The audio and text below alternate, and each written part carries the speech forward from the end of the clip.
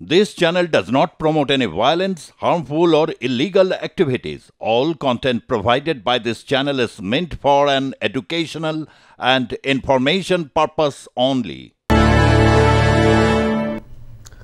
শুরু করছি বাংলা জানতে চায়ের সঙ্গে লাইভ ঋতব্রত। বাংলা ভাষায় একটা কথা আছে, খুব প্রচলিত এই বাক্য, যে শাক দিয়ে মাছ ঢাকা যায় না। যেভাবেই শাক দিয়ে মাছ ঢাকুন না কেন, মাছের আষ্টে গন্ধ ঠিক বেরিয়ে আসবে। আরজি করের ঘটনা নিয়ে নানান জল্পনা ছিল, অনেকে নানান উপহাস করেছেন। কেউ সত্যের পক্ষে, কেউ মিথ্যের পক্ষে দাঁড়িয়েছেন, কেউ জানতে, কেউ অজান্তে। কে সত্য কে মিথ্যে এখনো বলার সময় আসেনি, এটা যেমন ঠিক, কিন্তু তার পাশাপাশি সব কিছু ফুৎকারে উড়িয়ে দেওয়া, না যা হয়েছিল যা বলছি সেটাই ঠিক, এসব দাদাগিরির দিন শেষ হয়ে গিয়েছে। অনেকে বলছেন সেটিং আছে, অনেকে বলছেন সিবিআই থেকে কলকাতা পুলিশ তাদের তদন্ত ঠিক পথে হয়নি, অথবা ওপর দিক থেকে এমন চাপ দেওয়া হয়েছিল যে তারা তদন্ত করতে পারেনি। এমন অসংখ্য কারণ থাকা সত্ত্বেও সত্য জয় হবেই। আজকে আমাদের আলোচনাতে আমরা এই বিষয় নিয়ে আলোচনা করব, কারণ আরজি কর বিষয়ে ক্রমশ জট খুলতে শুরু করেছে। প্রথমে একবার দেখে নেব বাংলা জানতে চায়ের সঙ্গে লাইভ ঋতব্রততে আজকে ঠিক কি নিয়ে আলোচনা করব। বাংলা জানতে চায়ের সঙ্গে লাইভ ঋতব্রত প্রথমেই আলোচনা। প্রশ্ন 1, আরজি করের সেমিনার রুমে আদৌ কি কিছু হয়েছিল? বহু চর্চিত এই প্রশ্ন, অনেকেই সন্দেহ প্রকাশ করেছিলেন। দ্বিতীয়, খুলছে এবার অভয়া মৃত্যু রহস্যের জট। এবার কি সেই মৃত্যু রহস্যের জট খুলছে? কার নির্দেশে এতদিন লুকিয়ে রাখা হয়েছিল এই প্রমাণ? কাদের নির্দেশে বা কার নির্দেশে? অবশ্যই কোন তদন্তকারীরা এই প্রমাণ এড়িয়ে যাচ্ছিলেন, যা আজ প্রকাশ্যে আসতে শুরু করেছে? সেদিন সকালে সেমিনার রুমে যারা ছিলেন তাদের কি অবিলম্বে গ্রেফতার করা হবে না? সিবিআই থেকে কলকাতা পুলিশ তাদের গ্রেফতার কেন করেনি? তারা তো প্রমাণ লোপ করতে গিয়েছিলেন। এই সব প্রশ্ন নিয়ে আজকে অবশ্যই আলোচনা করব, এবং এই আলোচনার প্রথমেই আপনাদের একবার আলাপ করিয়ে দিয়ে এই মুহূর্তে যারা প্যানেলিস্টরা রয়েছেন, আমি ব্যক্তিগতভাবে মনে করি এই বিষয়ে তারা এই বাংলার সেরা প্যানেলিস্ট। আমাদের সঙ্গে রয়েছেন বিমল শঙ্কর নন্দ মহাশয়, অধ্যাপক বিমল শঙ্কর নন্দ, ভারতীয় জনতা পার্টির নেতা এবং মুখপাত্র। আমাদের সঙ্গে রয়েছেন প্রাক্তন ডিসি কলকাতা পুলিশ সত্যজিৎ ব্যানার্জি। সত্যজিৎ বাবু প্রাক্তন ডিসি এবং কলকাতা পুলিশের অত্যন্ত দক্ষ পুলিশ অফিসার। আমাদের সঙ্গে রয়েছেন সোমনাথ সিংহ রায়, যিনি রাজনৈতিক বিশেষজ্ঞ হলেও তিনি সবসময় ঝুঁকে থাকেন এ রাজ্যের সরকার পক্ষের দিকেই। এবং আমাদের সঙ্গে রয়েছেন সরাসরি ডক্টর সুবর্ণ গোস্বামী।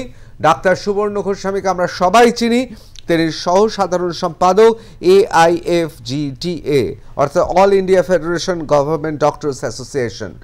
আমি প্রথমেই ডক্টর সুবর্ণ গোস্বামীর কাছে চলে যাব। ডাক্তারবাবু, আমি ভিডিওটা দেখাবো, যে ভিডিও নিয়ে এত চাঞ্চল্য, যা প্রকাশ্যে আসার পরেই এত চাঞ্চল্য, কিন্তু প্রথমেই আমি আপনার একটু প্রারম্ভিক প্রতিক্রিয়া নিয়ে নেব।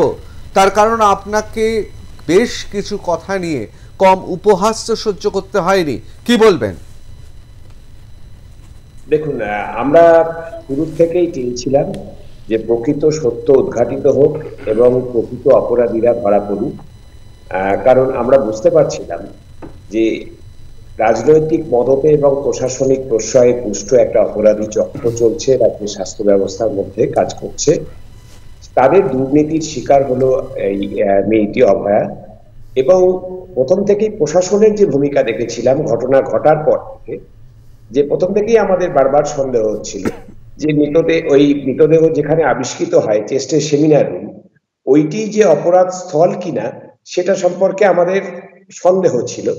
তার কারণ প্রথম যেসব ফটোগ্রাফিগুলো আমাদের সামনে আসে, যারা প্রত্যক্ষদর্শী তাদের মাধ্যমে আমরা যেটা পাই, তাতে আমরা যারা ফরেনসিক মেডিসিন পড়ে এসেছি সেটুকুও বাদ দিন, সাধারণ যে কোনো মানুষ বুঝতে পারবেন যে একটি মেয়েকে ধর্ষণ করা হচ্ছে, ওই রকম নৃশংসভাবে এতগুলি আঘাত করা হচ্ছে, তাকে খুন করা হচ্ছে, শ্বাসরোধ করে খুন করা হচ্ছে, অথচ সে বাঁচার জন্য একটি 32-33 বছরের 31 বছরের একটি মেয়ে সুস্থ সবল, সে কোনো বাধা দেবে না, যে খুনি বা যে ধর্ষক তার সাথে কোনো সংঘাত ঘটবে না, এটা অবাস্তব।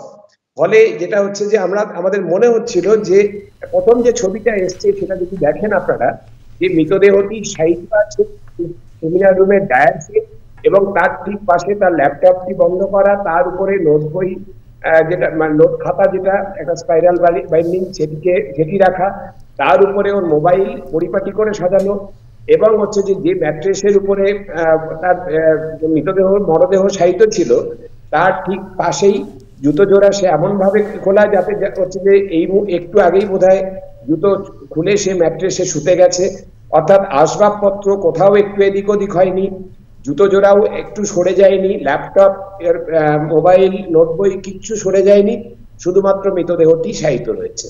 ফলে সেটা আমাদের প্রথম থেকেই মনে হচ্ছিল, আমরা যার জন্য বলছিলাম যে মৃতদেহ ওখানেই আবিষ্কৃত হলেও ওটাই অপরাধ স্থল কিনা সেটা কিন্তু আমরা নিশ্চিত হতে পারছি না।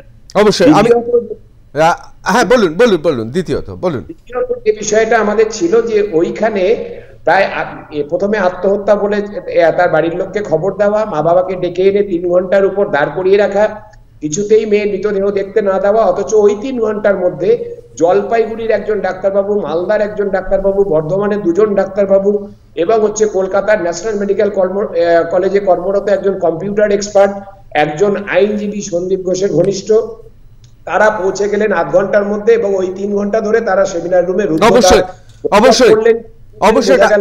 অবশ্যই ডাক্তারবাবু, আমি আপনার কাছে এই বিষয়টা নিয়ে বিশদে আসবো, তার কারণ এই প্রশ্নটা ইতিমধ্যেই উঠতে শুরু করেছে। যারা ক্রাইম সিনে ছিলেন, যারা নাকি একেবারে ফিতে মেপে, যারা নাকি দাঁড়িয়েছিলেন 11 ফুটের মধ্যেই, এদের নিয়েও প্রশ্ন আছে, আমি আপনার কাছে আসব।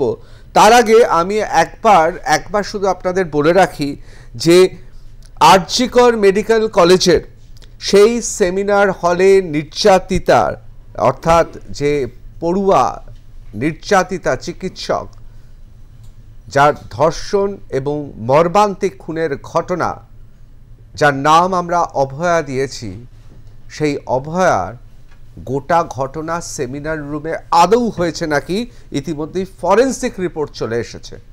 একবার আমরা দেখে নেব সেই ফরেন্সিক রিপোর্ট কি বলছে।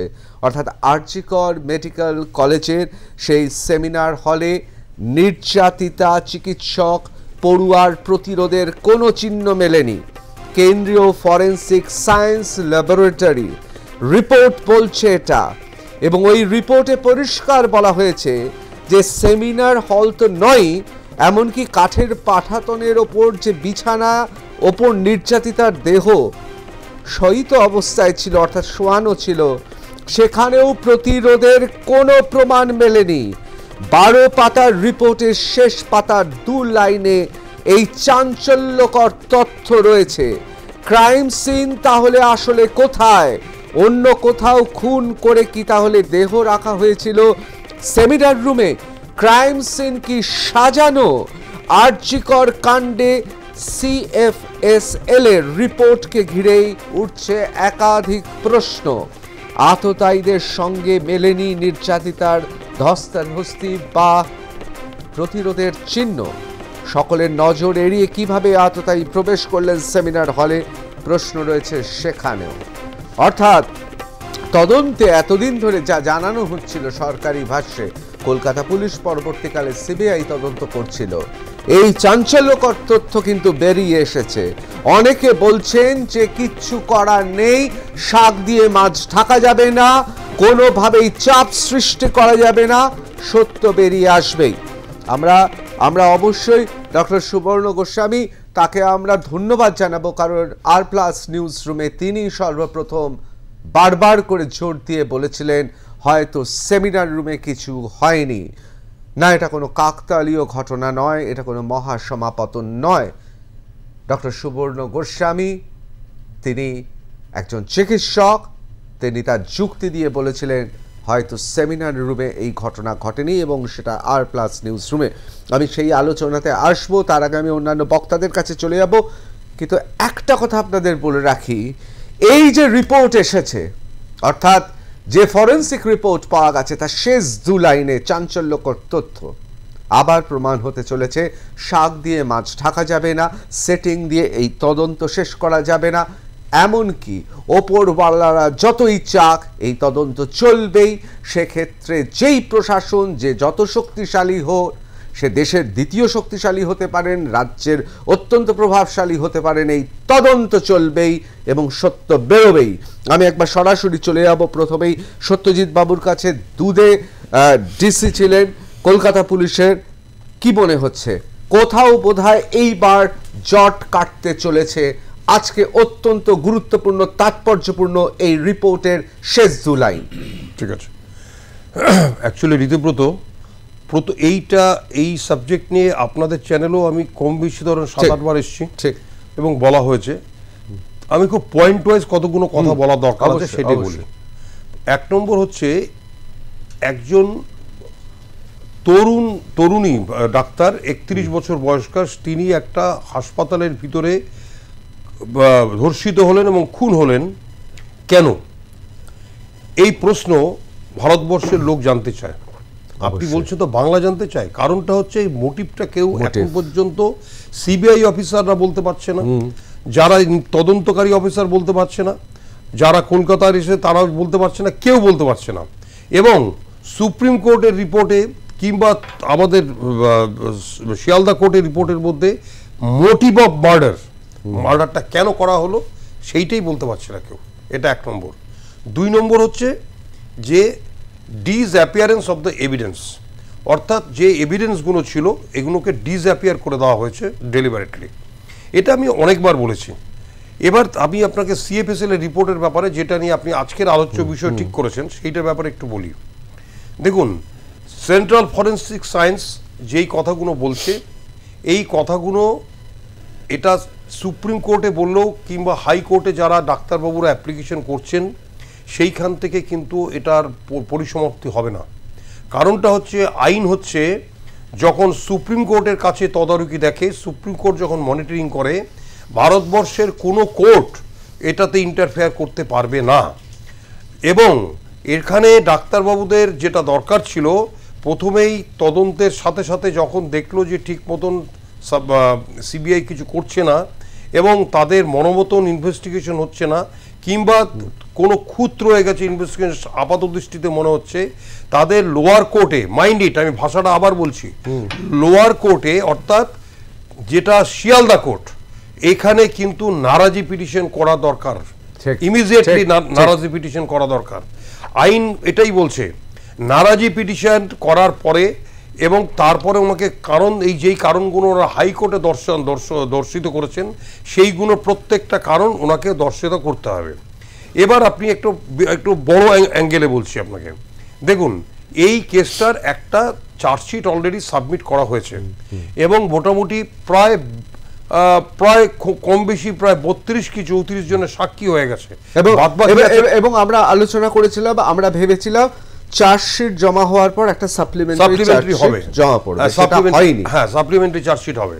তো সাপ্লিমেন্টারি চার্জশিট তো হলোই না, 90 ডেজে তো দুজনের বেলও হয়ে গেল। ঠিক আছে, তো এখন ঘটনা হচ্ছে যে প্রশ্ন যে এই যে চার্জশিট দেওয়া হলো না এবং ওরা যে কিছু করতে পারলো না, সেই ব্যাপারে এই নারাজি পিটিশনটা না করলে এরা বেসিক্যালি আমি আইনগত খুঁতখুতির ব্যাপারটা খুব ক্লিয়ার করে দিলাম, কারণ অনেকে এই আইনগত ব্যাপারটা মধ্যে যেতে চাইবে না কিংবা বয়সে নেই। এবার প্রশ্ন হচ্ছে যে তাহলে এইটা হচ্ছে আগামী দিনের ডাক্তারবাবুদের কর্তব্য। যতই আমরা স্লোগান শাউটিং করি না কেন, 5 লক্ষ লোক হাত তুলি, 5 কোটি লোক হাত তুলি, কিন্তু আপনাকে এই পদ্ধতির মধ্যেই যেতে হবে। সুপ্রিম কোর্টকে আনতে হবে, সুপ্রিম কোর্টের নজরদারিতে আনতে হবে, সুপ্রিম কোর্টের মনিটরশিপে আনতে হবে এবং সেটা বলতে হবে যে আমাদের এই হয়েছে। অবশ্যই আমি সত্যজিৎদা আপনার কাছে আসছি। আমি একবার চলে যাব বিমলদার কাছে। বিমল শঙ্কর নন্দ মহাশয়, ভারতীয় জনতা পার্টির মুখপাত্র নেতা। বিমলদা, কোথাও কি মনে হচ্ছে যে আজকের দিনটা খুব তাৎপর্যপূর্ণ? যে কথা সাধারণ মানুষের মনে ছিল, যে কথা অনেকের মনে সন্দেহের, বিশেষ করে মোটিভটা কি এখনো যেহেতু চিহ্নিত করা যায়নি, এবং অনেকের মনে হচ্ছে যে ধামাচাপা দেওয়া হচ্ছে গোটা ঘটনা। খুব প্রভাবশালীরা, বিভিন্ন পক্ষের প্রভাবশালীরা, এমনকি প্রকাশ্যে অনেকে বলতেও পারছেন না, অনেকে মনে করছেন এটা বিরাট প্রভাবশালীদের ষড়যন্ত্র আছে। এবং সেই বিভিন্ন ব্যবস্থার মধ্যে তারা লুকিয়ে রয়েছেন, তারা চাপা দেওয়ার চেষ্টা করছেন, কিন্তু শাক দিয়ে মাছ ঢাকা যায় না। আজকে আষ্টে গন্ধ বেরিয়ে পড়েছে। কি বলবেন বিমলদা? ঋতব্রত, বা তাৎপর্যপূর্ণ কিনা জানি না, গুরুত্বপূর্ণ তো বটেই। এবং টু স্পিক দ্য ট্রুথ, পশ্চিমবাংলায় এখন আমরা যে অবস্থায় রয়েছি, প্রতিটি দিন গুরুত্বপূর্ণ। এখানে প্রতিটি দিন মানুষের কষ্ট বাড়ছে, যন্ত্রণা বাড়ছে, মানুষের এই সিস্টেমের প্রতি অনীহা বাড়ছে, ক্ষোভ বাড়ছে। হয়তো সেই ক্ষোভ মাঝে মাঝে যুক্তি ছাড়িয়ে চলে যায়, কিন্তু মানুষকে দোষ দিতে পারি না, কারণ মানুষ চাইছে, মানুষ দ্রুত বিচার চাইছে। এই ধরুন সিবিআই যখন পরিষ্কার, ইডি যখন পরিষ্কার ইয়েতে বললো, সিবিআই শিয়ালদা কোর্টে, যে আমরা এখন সাপ্লিমেন্টারি চার্জশিট দেব না, মাইন্ড দ্য ল্যাঙ্গুয়েজ, দেব না বলেছে, কিন্তু দিতে পারছি না বলেনি, কিন্তু দেব না। অর্থাৎ অরিজিনাল যে চার্জশিটটা হয়েছে সঞ্জয় রায়, সেই বিচারটা হোক, এটা এখন দিচ্ছি না। আমি সিবিআইয়ের সঙ্গে কাজ করেছেন এমন লোকের কথাও শুনেছি, তারাও বলছেন দিস ইজ সিগনিফিক্যান্ট। কারণ সিবিআই সম্ভবত এটার জন্য অপেক্ষা করছিল। কারণ আপনাকে বলি, 13ই আগস্ট সিএফএসএল এর কাছে এটা পাঠানো হয়। সিএফএসএল এর লোকজন 14 তারিখে আসে এবং নমুনা সংগ্রহ করে, এবং নমুনা সংগ্রহ করে তার রিপোর্টটা একদিনে এলো। কারণ সিবিআই ইতিমধ্যে যা প্রমাণ পেয়েছে, বা যে সমস্ত ব্লাড বা অন্যান্য স্যাম্পল, সিমেন্ট স্যাম্পলগুলো পেয়েছে, সেগুলো ম্যাচ করিয়ে একজনের বিরুদ্ধে তাকে মোটামুটি অভিযুক্ত করার মতো প্রমাণ সিবিআই পেয়ে গেছে। ফলে তার বিরুদ্ধে চার্জশিট হয়ে গেছে। আমার যা ধারণা, আমি এটা সত্যজিৎবাবু অনেক ভালো বলতে পারবেন, আমি একজন সাধারণ লোক যে একটু পড়াশুনো করি, যতটুকু যা বুঝেছি, সিবিআই চাইছে ওই বিচারটাকে আটকানো দরকার নেই, ওটা হোক। সেকেন্ড যে অ্যাঙ্গেলটা, সেটা হচ্ছে যে ষড়যন্ত্র, মেয়েটাকে ওখানে মারা হয়নি সেটা অনেকেই সেই এটা খুঁজে পাচ্ছিলেন, সেই সন্দেহটা করছিলেন। কারণ একটু আগে ডাক্তারবাবু যেটা বললেন, পরিষ্কার সেই প্রমাণ থেকে বোঝা যাচ্ছে যে এমন পরিপাটি করে তো আর মার্ডার হয় না। মার্ডার একটা ভয়াবহ জিনিস, সেখানে জুতো পরিপাটি করে সাজানো, ঘরে কোথাও কোনো চিহ্ন নেই, এমন পরিপাটি করে রেপ করে দিয়ে চলে গেল, মার্ডার করে। What nonsense is this? ওটাকেই আমাদের গেলানোর চেষ্টা হয়েছিল। তারপরে সন্দেহ বাড়লো কখন ঋতব্রত, যখন ওই মেয়েটির বাবা মা এসে পুলিশের পা ধরে কাঁদছে যে আমার মেয়েটাকে একটু আমাদের দেখতে দাও, তাদের দেখতে দেওয়া হলো না। অতি দ্রুত মেয়েটার ডেড বডি নিয়ে চলে যাওয়া হলো। সজল ঘোষ, কৌস্তব বাগচি, আরো অন্যান্য দলের ছিলেন, তা এরা তো সবার আগে পৌঁছে যান সজল, এবং তাদের ধাক্কা মেরে সরিয়ে দিয়ে, তারা দিতে চাইছিলেন না, ধাক্কা মেরে সরিয়ে দিয়ে ডেড বডি নিয়ে চলে যাওয়া হলো। সোদপুরে শ্মশান ঘাটে একেবারে যুদ্ধকালীন তৎপরতায় সেখানে স্থানীয় রাজনৈতিক দলের সব মাতব্বররা হাজির হয়ে গেল, পড়ালো। জানি না, এখন যা শুনেছিলাম তার টাকাটাও নাকি অন্য কেউ একটা দিয়ে দিয়েছিল, বাবা মাকে দিতে হয়নি। এত দ্রুততা কিসে? তাড়া ছিল, খুব তাড়া। এত তাড়া কেন? কারণ এটা যে কোনো বাচ্চা ছেলে জানে, আমি পুলিশে চাকরি করিনি কোনোদিন, আমিও জানি ওই ডেড বডিটা পোড়ানোর দরকার ছিল না। কারণ যখন একটা ঘটনা ঘটে গেছে, সেই ডেড বডিটা রাখতে হবে, কারণ আগামী দিনে আবার সেটা পোস্টমর্টমের প্রয়োজন হতে পারে। এবং আরজি করেই রাখার জন্য মর্গ ছিল। একদম। আরো আছে, আরো বলছি, সেটা হচ্ছে যে যখন সেই ঘরে ডেড বডিটা পাওয়া গেল, ইউজুয়ালি আমরা কি দেখি, ক্রাইম সিনটা ঘিরে দেয়, সেখানে হাট বসিয়েছিল কে? আবার একজন মহিলা পুলিশ অফিসারকে দিয়ে মিথ্যা কথা বলানো হলো কেন?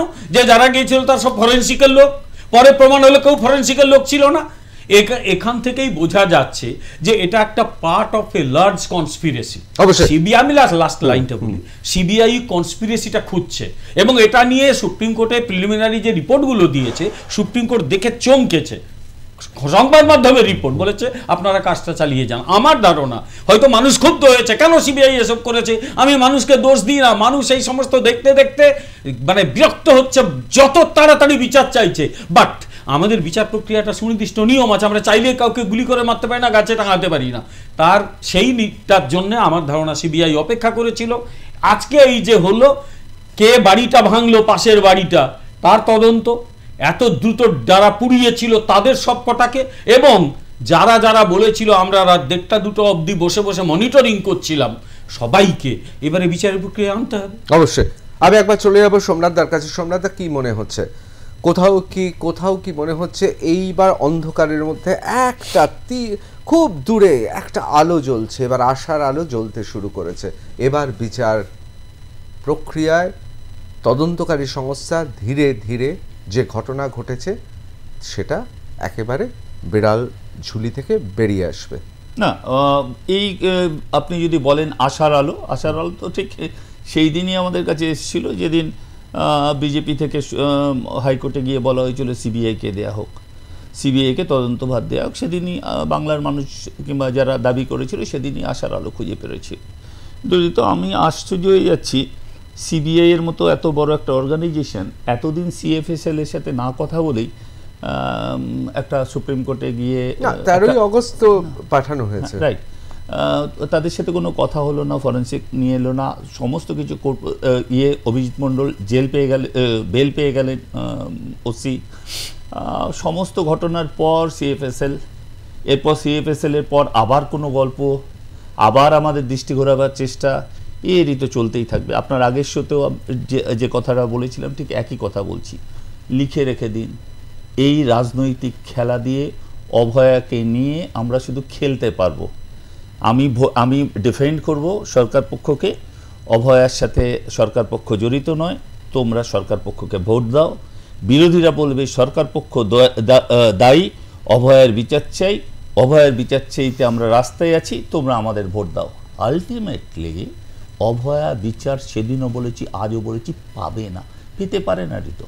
তার কারণ আপনাদের, আমি যেহেতু সাধারণ মানুষের আমার বুদ্ধি হিসাবে বলে, আপনারাই বলছেন সমস্ত প্রমাণ লোপাট করে দিয়েছে। সমস্ত প্রমাণ লোপাট যদি হয়েই থাকে তাহলে সিবিআই করবেটা কি ভাই? এ তো সোজা কথা। অবশ্যই আমি আসছি সোমনাথদা, আমরা এক নজরে একবার দেখে নেব সত্যি এই মুহূর্তে আলোচনায় আমরা যা পেলাম তাদের ঠিক কোন জায়গায় দাঁড়িয়ে আছি। তারপর আমরা চারজন তুখোর বক্তা তাদের কাছে পৌঁছে যাব, তাদের যুক্তি শুনবো, তাদের পর্যবেক্ষণ এবং দৃষ্টিভঙ্গি আপনাদের জানাবো। আমরা কি প্রশ্ন এই মুহূর্তে আলোচনায় আমরা কোন কোন বিষয়গুলোকে ছুঁয়ে গেলাম একবার দেখে নিই। যে প্রশ্নগুলো উঠছে, ভিডিও প্রকাশ্যে উঠছে প্রশ্ন, ক্রাইম সিনে যারা ছিলেন কলকাতা পুলিশ বা সিবিআই কেন তাদেরকে গ্রেফতার করেনি, কেন গ্রেফতার করলো না? দ্বিতীয়, ক্রাইম সিনে যারা ছিলেন তারা নিশ্চয়ই সঞ্জয় রায়কে বাঁচাতে যাননি, তাহলে কাকে বাঁচাতে গিয়েছিলেন? কার জন্য সকালবেলা সব চলে গিয়েছিলেন? তাহলে কাদের বাঁচানোর চেষ্টা চলছিল? অত্যন্ত গুরুত্বপূর্ণ জানতে হবে। সেমিনার রুমে কে বা কারা মৃতদেহ সাজিয়ে রেখেছিল? এটা কি আর্ট ডিরেকশন চলছে কোনো চলচ্চিত্রের? কেন, কার নির্দেশে পরিবারকে চিকিৎসকের মৃত্যু সম্পর্কে ভুল তথ্য দেওয়া হয়েছিল? কার নির্দেশে দেওয়া হয়েছিল?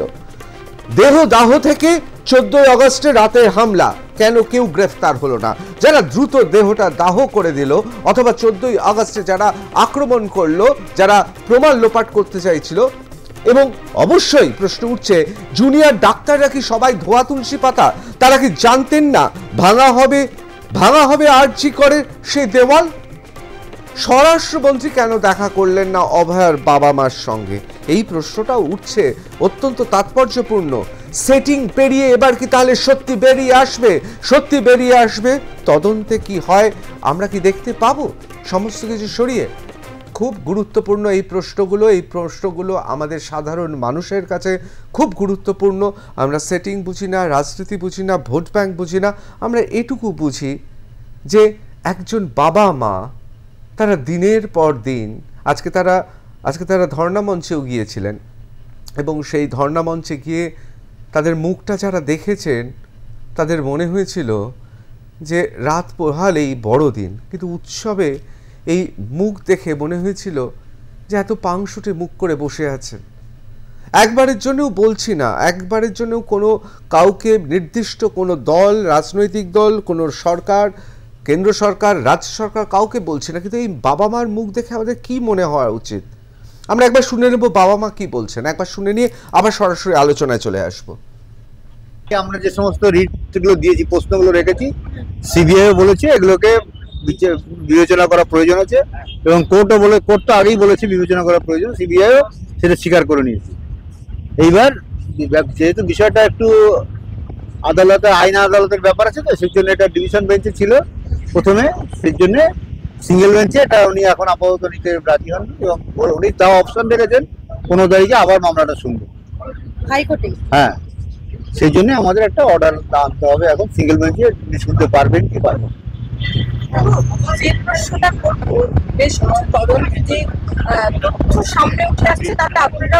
তথ্য নয়, গাফিলতিগুলো যেগুলো আছে সেগুলো আমরা তুলে ধরেছি, এবং সিবিআই সেগুলোকে মান্য করেছি। তথ্য তো আমরা কিছুই জানি না, আপনারা তো বিচার বিভাগীয় তদন্ত চেয়েছিলেন যে হাইকোর্টের বিচারপতিরা থাকবে, সেই বিচার হ্যাঁ প্রথমে চেয়েছিলাম, কিন্তু সেটা কোর্ট সিবিআই কে ভালো মনে করে সিবিআই কে দিয়েছিল। এবার দেখা যায় এবার কি করে কোর্ট। আপনারা কি সিবিআই এর উপর আস্থা রাখছেন? আর সিবিআই এর উপর আস্থা তো রাখতেই হবে, এছাড়া যাবো কোথায়। আমরা এক নজরে দেখে নেব আজকে আবার সিজিও কমপ্লেক্সে ধস্তাধস্তি হয়েছে এবং সেখানে আপনারা সবাই জানেন যে সিজিও কমপ্লেক্সে ধস্তাধস্তি চলছে। তারা যে প্রতীকী তালা লাগিয়েছিলেন সেই প্রতীকী তালা কেন খুলে ফেলে দেওয়া হলো? সেই প্রতীকী তালা কেন খুলে ফেলে দেওয়া হলো সিজিও কমপ্লেক্সের মেইন গেট থেকে?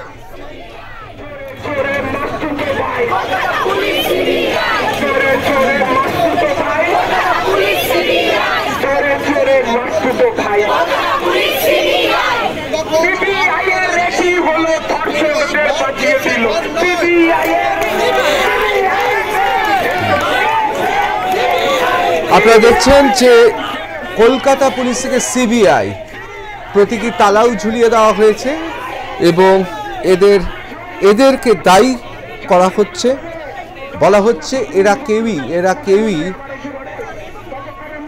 কেউই তদন্ত ঠিক মতো করছে না এবং এরা সবাই দায়ী, অর্থাৎ তদন্তকারী সংস্থা একদিকে কলকাতা পুলিশ এবং সিবিআই, তারা যেন একই প্ল্যাটফর্মে দাঁড়িয়ে আছে। এরপর আমরা খুব দ্রুত শুনে নেব ডক্টর বিপ্লব চন্দ্র তিনি কি বলছেন, তারপর সরাসরি আলোচনায় চলে আসব। ডক্টর বিপ্লব চন্দ্র। সেন্ট্রাল ফরেন্সিক সায়েন্স ল্যাবরেটরির রিপোর্টে এটা স্পষ্ট যে আরজি করে চেস্ট মেডিসিন ডিপার্টমেন্টের যে সেমিনার রুম, যেখানেই নাকি আমাদের অভয়াকে খুন এবং ধর্ষণ করেছিল সঞ্জয় রায়, এটা কিন্তু মিলছে না। কেন না, এই যে সেন্ট্রাল ফরেন্সিক সায়েন্স ল্যাবরেটরির যে রিপোর্ট, তাতে 5টি পয়েন্ট দেওয়া হয়েছে, তার মধ্যে চতুর্থ এবং পঞ্চম পয়েন্ট দুটি অত্যন্ত গুরুত্বপূর্ণ। তাতে কি লেখা আছে? তাতে লেখা আছে যে সেমিনার রুমের কোনো জায়গাতে যেখানে ওই বডি রয়েছিল বা কোথাও কোনো ধস্তাধস্তির কোনো চিহ্ন নেই। দ্বিতীয়ত হচ্ছে সেন্ট্রাল ফরেন্সিক সায়েন্স ল্যাবরেটরি বলছে যে ওই সেমিনার রুমে যদি কেউ ঢোকে তাহলে ওই জায়গাটার ভৌগোলিক অবস্থান এমনই, আশেপাশে chest medicine word, nursing station এবং ওখানে ঢোকার আগে সিকিউরিটির পার্সোনেলরা বসে থাকেন। ফলে কোনো একজন ব্যক্তি আননোটিসড না, মানে লোকের চোখে ধুলো দিয়ে সেখানে ঢুকে গেল, এটা হওয়ার কথা নয়। তাহলে প্রশ্ন উঠছে যে আদৌ কি সেমিনার রুমেই অভয়াকে খুন এবং ধর্ষণ করা হয়েছিল, নাকি এর পেছনে একটা গভীর ষড়যন্ত্র ছিল এবং যার পেছনে অনেক প্রভাবশালী ব্যক্তি যুক্ত হয়ে আছেন এবং তাদেরকে বাঁচানোর জন্যই সিবিআই একা সঞ্জয় রায়কেই দোষী বলে তারা সাব্যস্ত করতে চাইছে। এই যে একটা মিথ্যাচার চলছে, এই যে একটা সত্য গোপন করবার জন্য একটা ষড়যন্ত্র চলছে, এটা কি আমরা মেনে নিতে পারি? যেখানে অভয়ের মা বাবা, সাধারণ মানুষ অভয়ের বিচারের দাবিতে সবাই কাঁদছে, ক্ষোভে ফেটে পড়ছে এবং অনেকে হতাশ হচ্ছে বিচার না পেয়ে, সেরকম একটা পরিস্থিতিতে আমরা medical service centre, service doctors forum এবং নার্সিস ইউনিটির পক্ষ থেকে চুপচাপ ঘরে বসে থাকতে পারি না বন্ধু।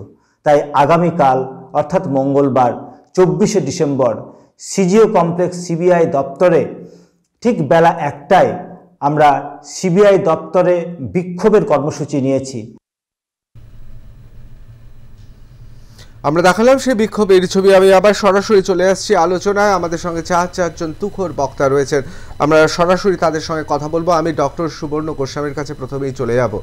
ডক্টর গোস্বামী, প্রথমে আমি জানি এতে অভিনন্দন জানানোর কিছু নেই, এমনকি আপনাকে আমি সত্যি গোটা ঘটনা এত মর্মান্তিক, এটা নিয়ে তো খুব আনন্দ করার কিছু নেই, কিন্তু আমি আপনাকে ধন্যবাদ তো জানাবোই সাংবাদিক হিসেবে যে আর+ নিউজ রুমে আপনি প্রথম আপনি বলেছিলেন যে সেমিনার রুমে হয়তো এই ঘটনা ঘটেনি এবং আপনি একথা আমাদের বলেছিলেন আপনাদের কাছে এমন কিছু প্রমাণও আছে, এমন কিছু যুক্তি আছে যেগুলো আপনারা যথা সময় যথা জায়গায় আপনারা জমা দেবেন। এখন কি তাহলে সেই সময় সমাগত? যে সমস্ত যুক্তি, যে সমস্ত প্রমাণ, যে সমস্ত প্রশ্নগুলো তুলে ধরবেন, এবার কি আপনারা তদন্তকারী অফিসার অথবা কোনো বিচারকের এজলাসে জমা দেবেন? দেখুন, আমরা চেয়েছিলাম যে শুধু রাস্তার লড়াইতে, সত্যজিৎ বাবু বললেন, কিন্তু রাস্তার লড়াইতে আমরা নামতে বাধ্য হয়েছি, কিন্তু আমরা আইনের প্রাঙ্গণে 1 ইঞ্চি জমিও ছাড়বো না, এটাও ঠিক করেছিলাম। তার জন্য চিকিৎসকদের সংগঠন হিসাবে আমরা সুপ্রিম কোর্টে ইন্টারভেনিং পার্টিও হয়েছি। সুপ্রিম কোর্টে আমরা সেখানে ইন্টারভেনিং পার্টি, কিন্তু হচ্ছে যে আমাদের আইনজীবীদের যেহেতু সিবিআই এর যে মুখ বন্ধ করা খামে যে রিপোর্ট, সেটা যেহেতু বিচারকরা সার্ভ করেননি, আমরা সেটা নিয়ে প্রশ্ন তোলার জায়গাতে ছিলাম না সুপ্রিম কোর্টে। লোয়ার কোর্টে যেখানে মামলা হচ্ছে সেখানে আমাদের পার্টি হবার কোনো প্রভিশন নেই।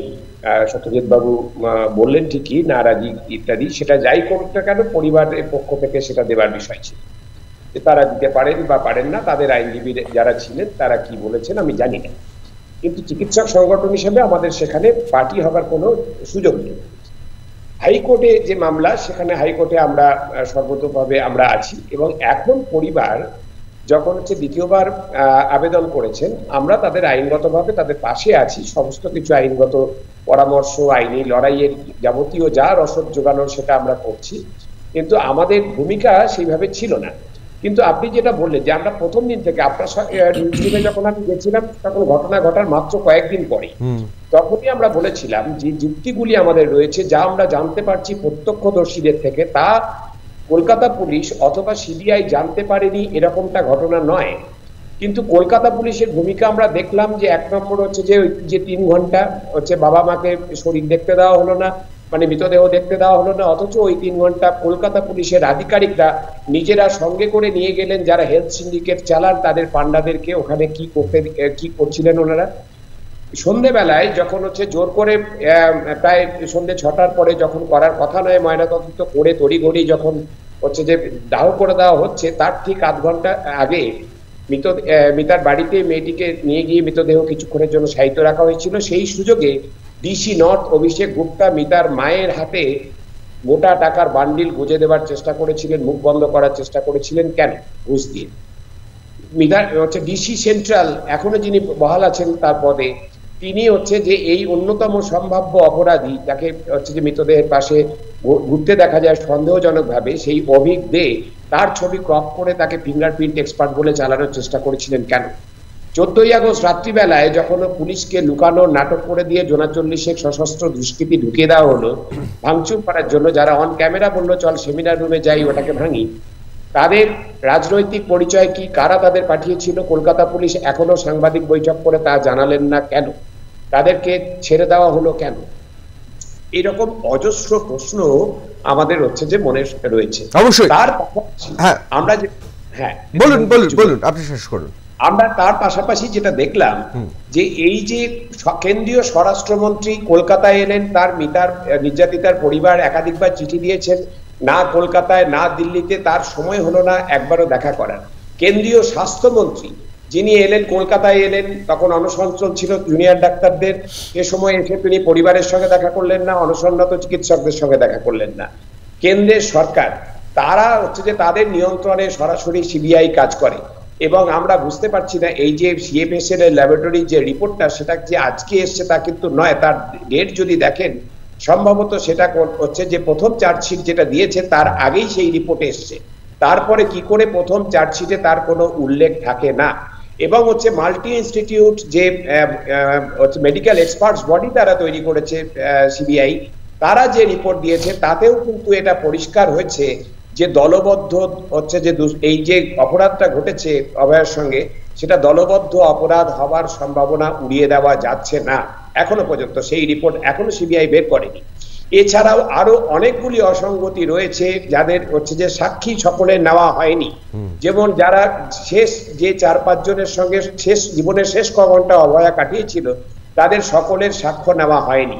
তাদের সাক্ষী যে কজনের সাক্ষ্য নেওয়া হয়েছে তাদের বয়ানে অসংখ্য অসঙ্গতি রয়েছে। অবশ্যই এসব নানান বিষয় রয়েছে। সমস্ত বিষয় নিয়ে 42 দফা প্রশ্ন নিয়ে কিন্তু এবারে হাইকোর্টে আবার যাওয়া হয়েছে, এবং নতুন যে আইনজীবীদের যে টিম যারা হচ্ছে যে লোয়ার কোর্টেও যারা সওয়াল করছেন এবং হচ্ছে হাইকোর্টে এবং সুপ্রিম কোর্টেও করবেন, এই পুরো টিম তারা কিন্তু এবারে হচ্ছে যে এই সমস্ত বিষয় নিয়েই আদালতে প্রশ্ন তুলবেন এবং লোয়ার কোর্টে জানেন আপনারা 313 হয়েছে, যে চলছে এখনো, এটা শেষ হলে যখন ক্রস এক্সামিনেশন হবে তখন এই অসঙ্গতিগুলো আইনজীবীরা অবশ্যই তুলে ধরবেন।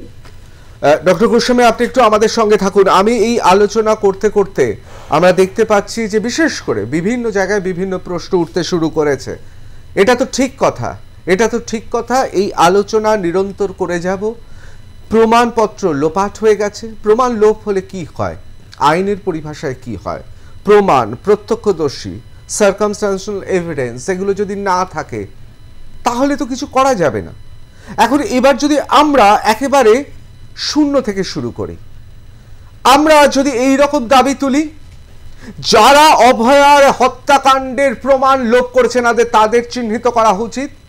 কলকাতা পুলিশ থেকে সিবিআই এর অফিসাররা যারা এই তদন্তটা করেননি, 14ই আগস্ট রাত্রেবেলায় কারা হামলা করেছিল তাদের চিহ্নিত করে কেন পেশ করা হচ্ছে না? কারা কারা প্রমাণ লোপ করার জন্য সেদিন সকালবেলায় ক্রাইম সিন যদি সত্যি সেইখানে ঘটে থাকে, সেই ক্রাইম সিনের জমায়েত হয়েছিলেন, তাদের কেন গ্রেফতার করা হয়নি? কেন সবাইকে জিজ্ঞাসাবাদ করা হয়নি? কেন এই ফরেনসিক রিপোর্ট, এই রিপোর্ট সিবিআই আধিকারিকরা, সিবিআই অফিসাররা তারা যখন চার্জশিট দিচ্ছেন অথবা তারা যখন তদন্ত করছেন এর কথা প্রকাশ্যে আনেননি? কাদের নির্দেশে এতদিন ধরে এই তথ্য গোপন করে যাওয়া হচ্ছিল অথবা প্রকাশ্যে আসতে দেওয়া হয়নি? কেন কেন পশ্চিমবঙ্গ সরকার বা কেন্দ্র সরকার এখনো পর্যন্ত সেই সংবেদনশীলতা দেখাচ্ছেন না যাতে মানুষের কোনো সন্দেহ না হয়? হ্যাঁ, আমি বলছি, অভয়ার ঘটনাতে কেউ যদি অ্যাপয়েন্টমেন্ট অর্থাৎ সাক্ষাৎ না করেন তাহলে প্রশ্ন যেমন ওঠে তেমন এই প্রশ্নটাও ওঠে যে একাধিক প্রভাবশালী রাজনৈতিক ব্যক্তিত্ব তারা বিভিন্ন সামাজিক মাধ্যম, বিভিন্ন জায়গায় তারা জোর দিয়ে বলতে চাইছেন যে সঞ্জয় রায় একমাত্র এই ঘটনা ঘটিয়েছে। কেন কেন আইন ব্যবস্থা নেবে না? প্রমাণপত্র যারা লোপাট করেছে, অর্থাৎ মৃত্যু এবং ধর্ষণ, এবং তার থেকেও বড় কথা আরজি করের মতো একটি প্রতিষ্ঠানে যদি খুন এবং ধর্ষণ হয়ে থাকে, তাহলে যদি তার প্রমাণ লোপাট হয়ে থাকে তাহলে প্রথম তো শূন্য থেকে শুরু করা উচিত। কারা লোপাট করেছে তাদের চিহ্নিত করা উচিত। কেন হচ্ছে না? আমি এই বিষয়ে আলোচনা করব। আমি খুব দ্রুত চলে যাব। আমি প্রথমেই চলে যাব সত্যজিৎ বাবুর কাছে। সত্যজিৎ বাবু, আমি আপনার সঙ্গে 100% একমত। আজকে ব্যোমকেশ, ফেলুদা, শার্লক হোমস যিনি থাকুন না কেন, প্রথমেই যে কোনো খুনের মোটিভটা পরিষ্কার না হলে বোঝা যায় না যে কে খুন করেছে। অত্যন্ত জরুরি। এবং এই মুহূর্তে আমার মনে হয় আপনি যে কথা বলেছেন আপনার দীর্ঘদিনের অভিজ্ঞতায় এর বাইরে সিলেবাসে আর কিছু নেই। কিন্তু আপনার কি মনে হয় না আমি যদি একটি প্রমাণ লোপ করি, অপরাধের প্রমাণ লোপাট করি, সেটা তো অন্যায় আইনের চোখে, এদের প্রথমে চিহ্নিত করা উচিত? দেখুন, এই যে যখন পোস্টমর্টেমটা করা হলো, পোস্টমর্টেমটা করার সময় আমি খুব সুনির্দিষ্টভাবে বলছি, এতে কেউ ক্ষুব্ধ হবেন না, ওখানে কিন্তু কিছু ডাক্তারবাবু, জুনিয়র ডাক্তাররা স্যাটিসফাইড বলে সই করে দিয়েছে। হ্যাঁ, প্রথম কথা আমরা বলছি না তো জুনিয়র ডাক্তাররা ধোয়া তুলসী, না না, আমি ওটা বলছি, কারো ব্লেম করছি না, এটা খুব সেন্সিটিভ ইস্যু। তো আজকে আমি আপনার চ্যানেলে কয়েকবারই বলেছি, একটা কথা বারবার বলেছি যে মৃতদেহ কিন্তু কথা বলে। আজকে আমি কিংবা আপনি কোনো জায়গায় সাক্ষী দিতে গিয়ে উল্টে যেতে পারি, অন্য কথা বলতে পারি, কিন্তু মৃতদেহের গায়ে যে ব্লাড স্টেইন আছে, মৃতদেহের গায়ে যে চুলটা পড়ে আছে, মৃতদেহ কিন্তু কথা বলে। কিন্তু এই যে কথা বলাতে গেলে যে আইনগত যে সাহায্য, সেই আইনগত সাহায্যটা সেই দিন থেকে হয়নি। এই যে আপনি বারবার বলছেন প্রমাণ লোপ, ইয়েস, প্রমাণ লোপ যদি নাই হতো তাহলে তো প্রথম থেকেই প্রমাণিত হতো যে এই পোস্টমর্টমটা সেকেন্ড টাইম পোস্টমর্টম দরকার ছিল অন্য কোনো হসপিটালে, ঠিক, এবং পোস্টমর্টমটা যদি করা হতো তো আপনি অনেক কিছু বিভৎস জিনিস বার করতে পারতেন। এই জন্যই বলছি যে একের পর এক প্রমাণ লোপাটের অভিযোগ। আরেকটা ব্যাপার হচ্ছে, আরেকটা খুব ইম্পর্টেন্ট কথা বলছি, এটা আপনাদের চ্যানেলে এর আগে বলিনি আমি, যে একজন জুডিশিয়াল ম্যাজিস্ট্রেট যিনি ইনকোয়েস্ট করলেন সুরতহাল, যে একটা ডেড বডি যখন পাওয়া যায়, ঠিক, তাকে একজন জুডিশিয়াল ম্যাজিস্ট্রেট একটা সুরতহাল করলেন, তা বাংলা ইংরেজিতে হচ্ছে ইনকোয়েস্ট। আমি বলি যে আমিও কিন্তু স্পেশাল এক্সিকিউটিভ ম্যাজিস্ট্রেট ছিলাম কলকাতার, কিন্তু বডিটার উল্টো পিঠটা উনি উল্টে দেখলেন না যে ওনার বডির পেছনে কি কি ইনজুরি আছে, তার যে রিপোর্ট, আমাদের পায়ের নখ থেকে আরম্ভ করে চুল পর্যন্ত পোর্টালটা লিখতে হতো, লিখে ক্যাপিটালে সই করতে হতো সিল দিয়ে। কিন্তু ঘটনা হচ্ছে যে একটা মেয়েকে তো সামনের দিক থেকে আপনি হয়তো বুঝতে পারছেন না, একটা ধস্তাধস্তি চিহ্ন, একটা ইয়ং মেয়েকে আপনি এমনি এমনি খুন করে যাবেন, তার উইনার হ্যান্ডসে তো লাগবে। সে তো আপনাকে যদি কেউ রেজিস্ট্যান্স দেয়, আপনি তো রেজিস্ট্যান্স দেবেন। আমরা এই পোর্শনটাকে বলে উইনার হ্যান্ডস। আমরা যখন খেলায় জিতি, তো আমরা খেলায় জিতে কি বলি, আমরা উইনার বলি, তো আমরা উইনার হ্যান্ডস। যে উইনার হ্যান্ডসের ইনজুরি থাকবে। আমরা অনেক মার্ডার কেসে দেখেছি এইসব জায়গায় ইনজুরি আছে। আপনাকে যদি কেউ এখন লাঠি দিয়ে মারতে চায়, তা আপনি এরকম করে আটকাবেন, তাই তো? নাকি এমনি মাথাটা এগিয়ে দেবেন? তা তো নয়। তা আপনাকে যদি কেউ রেপ করতে হয়, আপনি তো রেজিস্টার করবেন। আপনার উইনার হ্যান্ডসের আপনার ইনজুরি থাকার কথা আছে। আপনার পায়ের হাঁটুতে, পায়ের পাতাতে, কারণ ঝটকাঝটকি হচ্ছে, তো এ তো প্লেন রেপ হবে না, প্লেন মার্ডার হবে না, যদি না ওকে সেন্সিটিভভাবে ওকে সিরিটিভ দিয়ে ঘুম পাড়িয়ে না দেওয়া যায়। তাহলে এইসব জায়গায় ইনজুরি থাকার কথা আছে। কোনো রকমভাবে এই ইনজুরির কথাগুলো ইনকোয়েস্ট রিপোর্টে এবং পোস্টমর্টমের মধ্যে কভারেজ রাখে। এগুলো প্রত্যেকটা জিনিস ভেরি ভেরি ভাইটাল। অবশ্যই আপনি যে কথাটা বললেন তার থেকে আমরা এই সূত্রে উপনীত হতে পারি, প্রথম তদন্ত করে যারা লোপাট করেছে প্রত্যেককে চিহ্নিত করতে হবে এবং সে রিপোর্ট প্রকাশ্যে আসতে হবে, কারা জড়িয়েছিলেন, কত মানুষ জড়িয়েছিলেন। হ্যাঁ, পৃথিবীর সেরা অনেকে বলছেন এশিয়ার সেরা অন্যতম চিকিৎসক, ফরেন্সিক স্পেশালিস্ট, অধ্যাপক, তার নাম উঠে আসছে। অনেকে বলছেন সেখানে তাবড় সমস্ত ব্যক্তি যারা বিভিন্ন হাসপাতালে ছিলেন, যারা ডক্টর সন্দীপ ঘোষের ঘনিষ্ঠ, তারা ছুটে এসেছিলেন। আইনজীবী সকালবেলায় পৌঁছে গিয়েছিলেন। কাদের বাঁচাতে? এই মানুষগুলোকে কেন চিহ্নিত করা হয়নি এখনো অবধি? একবার বিমলদার কাছে যাব। বিমলদা, কি মনে হচ্ছে এইভাবে তো অন্তত শুরুটা করা যায়? একটা কথা বলি, যিনি সব ব্যবচ্ছেদ করেছিলেন, পরে তার একটা স্টেটমেন্ট আপনাদের টেলিভিশন চ্যানেলেই দেখেছি, তাকে একটা বিশেষ ইয়েতে সই করতে বারবার বলা হচ্ছিল, এক্ষুনি করুন, নইলে সর্বনাশ না কি কেলেঙ্কারি ঘটে যাবে। ঘাড়ে নিঃশ্বাস ফেলা, একদম ঘাড়ে নিঃশ্বাস ফেলা হচ্ছিল। এটাও ঘটেছে। ন্যাচারালি এই পুরো ঘটনাটা চোখে যা দেখছি তা নয়, তার বাইরে আরও অনেক কিছু ঘটেছে। বিশেষভাবে এমন একটা সিচুয়েশনে সিবিআই তদন্ত করছে, এন্টায়ারলি হস্টাইল সিচুয়েশন। কারণ যে লোকটিকে বেশি সন্দেহ করা হচ্ছে, নাম করতে আপত্তি, ও তো জেলে আছে, ওই সন্দীপ ঘোষ সরকারের কতটা বন্ধু, কতটা আদরের লোক, কোলে বসা লোক, তার প্রমাণ হচ্ছে যে তার বিরুদ্ধে যখন তদন্ত হয়, সে নিজে পদত্যাগ করে, তাকে আরেকটি মেডিকেল কলেজের প্রিন্সিপাল বানিয়ে দেওয়া হয়। কতটা সে সরকারের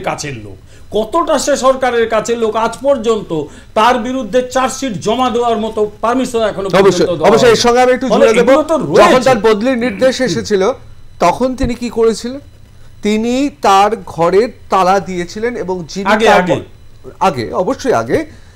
এবং যিনি সেখানে প্রিন্সিপাল হয়ে আসার তিনি রাস্তায় ফেপে করে ঘুরে চাপা খেয়ে বাড়ি চলে যান, উনি তারপরে এসে ঢুকে যান। কি প্রভাব এটা, এগুলো তো গুরুত্বপূর্ণ। তো আর লাস্ট একটা কথা বললে শেষ করতেই হবে, সেটা হচ্ছে সিবিআই তদন্তের ওপরে আস্থা নিশ্চয়ই আছে, কিন্তু এটাও তো ঠিক যে মানুষের সম্পূর্ণ এখতিয়ার আছে সিবিআইকে চাপ দেওয়ার, তার বিরুদ্ধে আন্দোলন করা। ডেফিনেটলি আমি কেন্দ্রীয় সরকার সিবিআইকে নিয়ন্ত্রণ করে, তার মানে এই নয় যে আমি সিবিআই এর পক্ষে ডেফিনেটলি তার উপর চাপ দিতে পারে, আমরা দাবি করতে পারি তুমি ঠিক মতো করো, কিন্তু সঠিক তথ্য নিয়ে আমি যতটুকু খবর নিয়ে দেখলাম সেটা হচ্ছে এই রিপোর্ট, সিএফএসএল এর রিপোর্ট ফার্স্ট চার্জশিটের আগে এসেছে, এই তথ্যটা ঠিক নয়, পরে এসেছে। সুতরাং আমরা যখন তথ্যগুলো দেবো, সাপ্লিমেন্টারি না, প্রশ্নটা উঠছে সাপ্লিমেন্টারি চার্জশিট সিবিআই দেয়নি, বলেছে তো দেব না, সেগুলো বুঝতে হবে তো সিবিআই। আমরা যদি সবাই সিবিআই হয়ে যাই তাহলে তো মুশকিল। স্যার, ওখানে সিএফএসএল আপনার কাছে কপি আছে না? ওখানে ডেট আছে। আমাদের প্রশ্নটা অনেকেই প্রশ্ন তুলছেন, সাপ্লিমেন্টারি চার্জশিট দেওয়ার আগে তো পেয়েছিলেন। না, সাপ্লিমেন্টারি না, চার্জশিটের আগে সিএফএসএল রিপোর্টটা দিতেই হবে, কারণ না হলে হবে না। দেখুন ডেটটা দেওয়া আছে, ডান দিকের উপরে দেখুন লেখা আছে 9 8, দেখতে পাচ্ছেন? না 9 8 তো ঘটনা, তার পাশাপাশি ডেট আছে। আরে ঘটনাটা তো 9 আগস্ট, ঘটনার কথা বলছি না, ডেট আছে আগের। কারণ সিএফএসএল রিপোর্ট বাদ দিয়ে কোনো চার্জশিট পূর্ণ রিপোর্ট হয় না। অবশ্যই আমি একবার সোমনাথদার কাছে চলে যাব, তারপর আমি একবার ডক্টর সুবর্ণ গোস্বামীর কাছে যাব। সোমনাথদা, কি মনে হচ্ছে? না, মনে হবার আগে একটা কথা বলার প্রয়োজন আছে যে ডেফিনেটলি সুবর্ণবাবু বলছিলেন অভয়ের বাবা মা, আমাদের সম্পূর্ণ রকম তাদের প্রতি অবশ্যই আমরা সহমর্মী। যে দেশে প্রতি 15 মিনিটে একজন করে মহিলা রেপ হয় কিংবা শ্লীলতাহানি হয়, সে দেশে এরকম অভয়ার বাবা মায়ের মতো অজস্র বাবা মায়ের প্রতি আমরা সমভাবে সমবর্তী। অবশ্যই কোনোভাবেই কিন্তু মেলানো যাবে না আরজিকরের ঘটনাটা। আরজিকরের যে মহিলা, তার কারণ এটা একটা সরকারি হাসপাতাল, এখানে যা হয়েছে একটা সিস্টেম, একটা ব্যবস্থা, তারা একটি মেয়েকে ধর্ষণ করেছে, একজন অপরাধী নয়, ভিন্ন অপরাধীর কাজ নয়। আমাকে বলতে দেবেন, আমাকে দয়া করে বলতে দেবেন। আমি সে কথা বলছি না।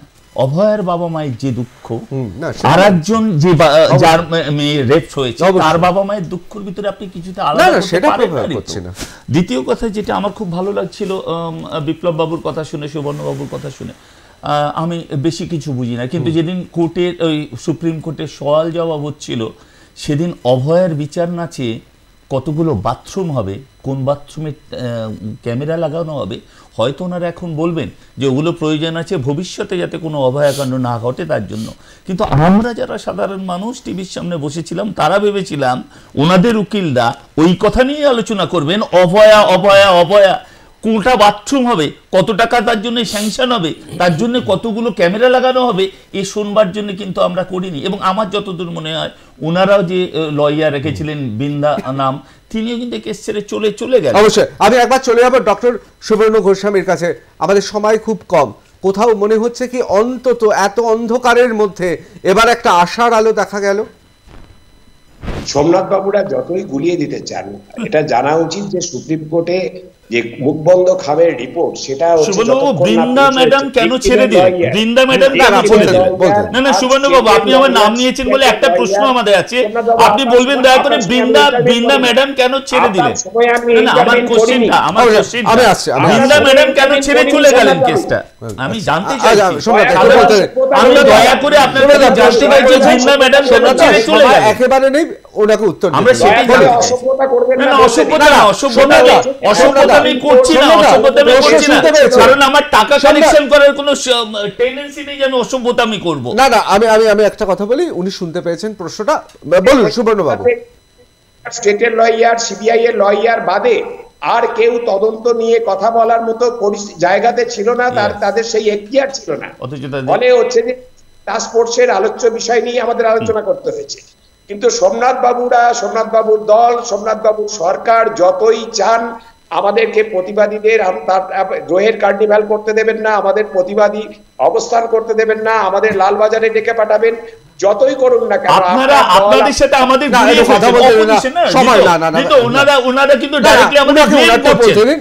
আমাদের সাথে ওনাদের অভয়ের প্রতি আমাদের সিম্পাথি নেই। সাধারণ মানুষ ওনারা ভাবছেন অভয়টা ওনাদের, কারণ অভয়ের ওনাদের টিভিতে থাকতে হবে, অভয়কে নিয়ে ওনাদের টিভিতে থাকতে হবে।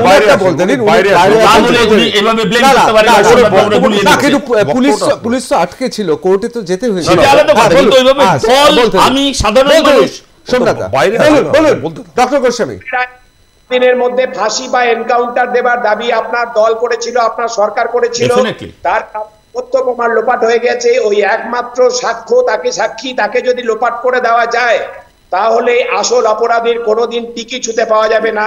আর যেটা বলছিলেন যে হ্যাঁ সমস্ত ধর্ষণ একই, জয়নগর, ফারাক্কা, জয়গা, সমস্ত ফালাকাটা, বর্ধমান, রামকৃষ্ণনগর সব একই, কিন্তু পার্থক্য আছে। সমাজ বিরোধীরা বারবার বলছে আরজিকর করে দেবো, কেউ বলছে না জয়নগর করে দেব, কেউ বলছে না ফারাক্কা করে দেব। একের পর এক হাসপাতালে সমাজ বিরোধীদের হাতে ভাষাত্রে নিয়েছেন আপনারা আরজিকর করে দেব, যার অর্থ হচ্ছে খুন করে, ধর্ষণ করে, পুলিশের সাহায্য নিয়ে এমন ভাবে তথ্য প্রমাণ লোপাট করে দেব যে সিবিআই এর বাপ 14 পুরুষের ক্ষমতা হবে না আসল অপরাধীকে খুঁজে বের করবার। এই নতুন মডেল আপনারা তুলে দিয়েছেন সমাজ বিরোধীদের হাতে, সেই জন্যই আরজিকর অনন্য, সেই জন্যই আরজিকর হচ্ছে যে আরজিকর নিয়ে সারা দেশ এবং সারা বিশ্ব উত্তাল। এই কথাটা ভুলে গেলে চলবে না। এবং আপনারা আমাদের সংবিধান প্রদত্ত গণতান্ত্রিক অধিকার, তা আপনারা চাইলেও খর্ব করতে পারবেন না। আমরা রাস্তার আন্দোলন এবং আইনের আন্দোলন কোনো জায়গায় এক। ডক্টর গোস্বামী, আমি শুধু একটা কথা জিজ্ঞেস করছি, কোথাও কি মনে হচ্ছে অনেক তথ্য প্রমাণ লোপাট হয়েছে এমন অভিযোগ রয়েছে? কোথাও কি মনে হচ্ছে যারা এই তথ্য প্রমাণ লোপাট করেছে সেই সমস্ত তদন্তকারী অফিসার, বিভিন্ন সংস্থার, অথবা যাদের বিরুদ্ধে অভিযোগ উঠছে, যারা সেদিন রাত্রেবেলায় গিয়েছিল, যারা তাড়াতাড়ি মৃতদেহ দাহ করলেন, অথবা যাদেরা বিভিন্ন রিপোর্টে চেপে রাখলেন, এড়িয়ে গেলেন, আপনার কি মনে হয় না অন্তত এবার শূন্য থেকে শুরু করা উচিত? এবার প্রথম তাদের চিহ্নিত করা উচিত, তাদের গণশত্রু হিসেবে, আমাদের জনগণের শত্রু হিসেবে প্রথমে তাদের চিহ্নিত করা উচিত। একদমই তাই, সেটাই চিহ্নিত করা উচিত। আমরা সেই কথাই বারবার বলছি। কিন্তু সরকার এই থ্রেট কালচারটাকে বজায় রাখবার জন্য এবং এই বার্তা দেবার জন্য, যেটা যাদের নামে হচ্ছে যে এই অভিযোগগুলো রয়েছে তাদেরকে পুনর্বহাল করছে। কিন্তু ডক্টর গোস্বামী, এটা তো ঠিক, জুনিয়র ডক্টররা তারা আন্দোলনের শেষের দিকে প্রায় সরকারের সঙ্গে মিনতি আকুতি জানিয়ে তারা মিটিংয়ে গেল এবং তারা বেরিয়ে এসে বলছে লাইভ স্ট্রিমিং চলছিল, জানতেন না, তা না হলে নাকি আরো রণংদেয়ী হতেন। তাহলে এদেরও তো আন্দোলনে গলদ আছে। সাধারণ মানুষ থেকে রাজনীতি, বিভিন্ন রাজনীতি যারা সেই আন্দোলনে আসতে চেয়েছিল তাদেরকে থামিয়ে দেওয়া হয়েছিল। আমি কোনো রাজনৈতিক দলের কথা বলছি না, কিন্তু মানুষের তো প্রতিবাদ আছে, প্রতিবাদ করার। জুনিয়র ডক্টররা তারা কি নিজেদের ভেবে ফেলেছিল এক একজন চেয়ে, যেহেতু শুধুমাত্র চে গিয়েভারা মেডিকেল সায়েন্সের স্টুডেন্ট ছিলেন, ডাক্তার ছিলেন, তারা কি করে সাধারণ মানুষকে, যারা বিভিন্ন রাজনৈতিক দল থেকে এসছেন, তারা যদি পতাকা ছাড়া আসতে চাইতেন তাদের কেন বাদ দিয়েছিল? কোথাও মনে হচ্ছে না এই জুনিয়র ডাক্তারদের মধ্যেই সেই ভয়ঙ্কর দানবরা লুকিয়ে রয়েছে যারা তথ্য প্রমাণ লোপাটে ডাবল এজেন্ট হয়ে কাজ করছে? ডক্টর সুবর্ণ গোস্বামী, এটা তো ঘটনাই যে কিছু চিকিৎসকের বিরুদ্ধেই তো অভিযোগ আমরাই প্রথম থেকে করছি। আমরা হচ্ছে চিকিৎসক পেশাটা এই জন্যই হচ্ছে সম্মানের দাবি রাখে যে আমরা কিন্তু আমাদের নিজেদের পেশার যারা দুষ্কৃতী রয়েছে, যারা ব্ল্যাক শিপ রয়েছে, তাদেরকে চিহ্নিত করতে কোনো পিছপা হয়নি এবং আমরাই তাদের মুখোশ টেনে খুলে আনছি। যারা স্বাস্থ্যের সিন্ডিকেট চালাচ্ছে, যারা হচ্ছে যে হেলথ ইউনিভার্সিটিতে মাথায় দখল করে বসে আছে, যারা গণটোকাটুকি চালু করছে, যারা তোলাবাজি করে পাস ফেল ডাক্তারিতে চালু করেছে, যারা ওষুধের কালোবাজারি করছে, মেডিকেল বর্জ্য নিয়ে যারা ব্যবসা করছে, সমস্ত চিকিৎসক যারা অভয়ার খুনের তথ্য প্রমাণ লোপাট করছে, যারা হচ্ছে যে সামগ্রিকভাবে দুর্নীতি সারা স্বাস্থ্য ব্যবস্থাতে একটা দুর্নীতি রাজ কায়েম করেছে, তাদেরকে মুখোশ খুলে দেওয়ার ক্ষেত্রে কিন্তু আমরা চিকিৎসক সংগঠনগুলোই অগ্রণী ভূমিকা পালন করেছি। এইটুকু গর্ব আমরা বোধ করি। অবশ্যই আমার সময় একেবারে শেষ ডক্টর গোস্বামী, আমার ইচ্ছে ছিল আর অনেক কথা বলা, সোমনাথ দা একেবারে শেষ, আমরা এই নিয়ে আবার আলোচনা করব, একেবারে সময় শেষ। কিন্তু অসংখ্য মানুষ দেখছেন, আমরা দেখতে পাচ্ছি, আপনারা একেবারে ঘাবড়াবেন না। হ্যাঁ, আপনাদের মতো আমিও সাধারণ মানুষ একজন, আমিও ভাবছিলাম বছরটা শেষ হবে, এই বছরের সবচেয়ে ভয়ঙ্কর ঘটনা যা রাত্রে আমাদের অনেকের ঘুম কেড়ে নিয়েছিল, সেই ঘটনার কি তাহলে বিচার হবে না? একদম বছরের শেষ প্রান্তে এসে সাধারণ মানুষের মতো আমরা অনেকেই আবার আশান্বিত হতে শুরু করেছি। জানি পথ খুব কঠিন, তার কারণ অনেকে বলছেন সেটিং, অনেকে বলছেন বিরাট বিরাট সব প্রভাবশালীরা জড়িয়ে আছেন। আসলে একটা সিস্টেম, তারা দানবের মতো, তাদের কোনো রাজনৈতিক দল হয় না, তাদের কোনো নির্দিষ্ট সংস্থার নাম হয় না, তারা বিভিন্ন প্রান্তে ছড়িয়ে আছেন। কৌরব আর পাণ্ডবে যেমন একে অপরের সঙ্গে বিভিন্নভাবে জড়িয়েছিল, সেই মহাভারতের যুদ্ধের মতো যুদ্ধ। হ্যাঁ, দুপক্ষের লোক আছে, ডাবল এজেন্ট আছে, কে কোন ব্যাচের অত্যন্ত গুরুত্বপূর্ণ। এখন প্রশ্ন হচ্ছে, অনেক প্রমাণ লোপাট হয়েছে এমন অভিযোগ আছে যা হয়তো আর বের করা যাবে না, কিন্তু চিহ্নিত তো করা যাবে সেই সব ব্রুটাসদের যারা এইসব তথ্য প্রমাণ লোপাট করেছেন।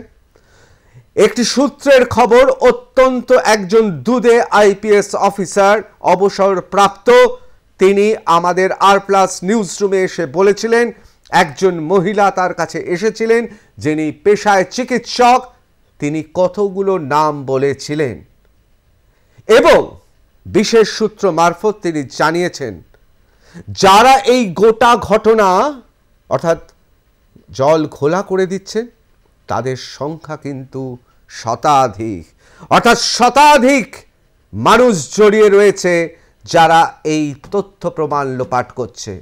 সুতরাং বাংলা জানতে চায় থেকে কি আমরা এই দাবি আনতে পারি না যে তথ্য প্রমাণ যারা লোপাট করেছে, যারা পাপের ভাগীদার হয়েছে, তাদেরকে চিহ্নিত করা যায়?